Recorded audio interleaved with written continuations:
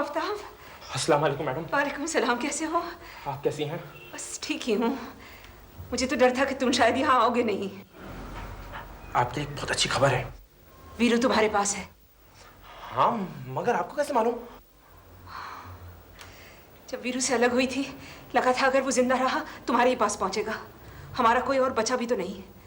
और वैसे भी दिल मानने को तैयार नहीं था कि उससे कुछ हो गया हो। कैसा है वो?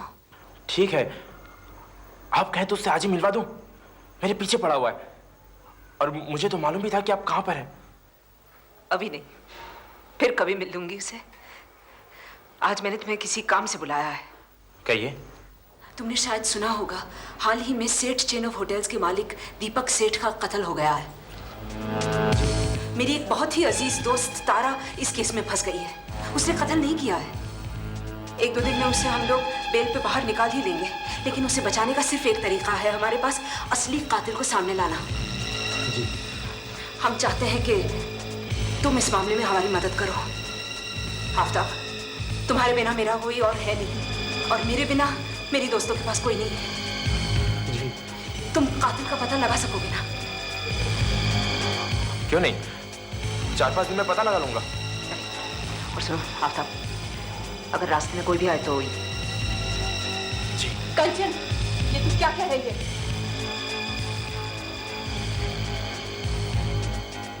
क्या हुआ आरज़ू? क्या हुआ? तू पूछ रही है कि क्या हुआ?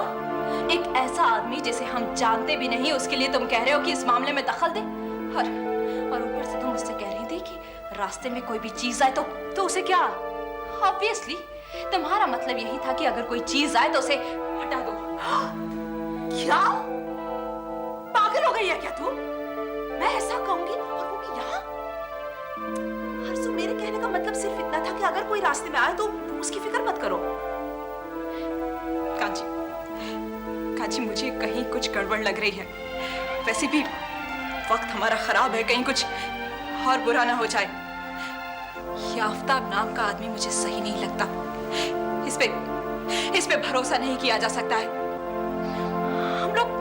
हम लोग कानून की मदद क्यों नहीं लेते? वैसे भी अगर कानूनी तौर से देखा जाए तो तारा बरी हो जाएगी। इस आफ्ताब नाम के आदमी से कहो कि ये हमारी मदद ना करे। आरज़ू, कोई गड़बड़ नहीं होगी।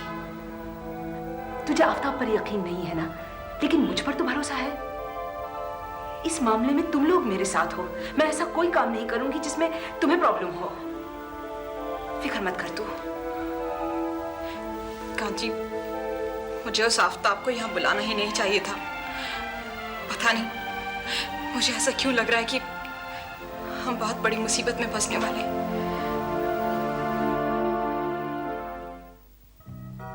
क्या मुर्गे है, मजा आ गया। क्या बात है आफ्ताब भाई? प्रॉब्लम क्या है? मन ही मन में बहुत खुश हो रहे हो? बात कुछ ऐसा है, तुम सुनेगा तो तुमसे ज्यादा खुश हो जाएगा। अच्छा, ऐसी क्या बात है? ये जी मिलने रही है। साफ साफ बोलो आफ्ताब भाई, साफ साफ। तेरी दीदी तुझसे मिलना चाहती है। क्या? मेरी दीदी मुझसे? आफ्ताब भाई, सच बोल रहे हो तुम? अपन गया था जेल में उनसे मिलने को। नहीं आफ्ताब भाई, तुम झूठ बोल रहे हो। कमाल है यार, अपन क्या झूठ बोलेगा? वरना तुम उन्हें अकेले मिलने जाते ही नहीं आफ्ताब भाई, क्योंकि तुम तो जानते हो कि मैं खुद दीदी से मिलने के लिए कितना बेचैन हूँ।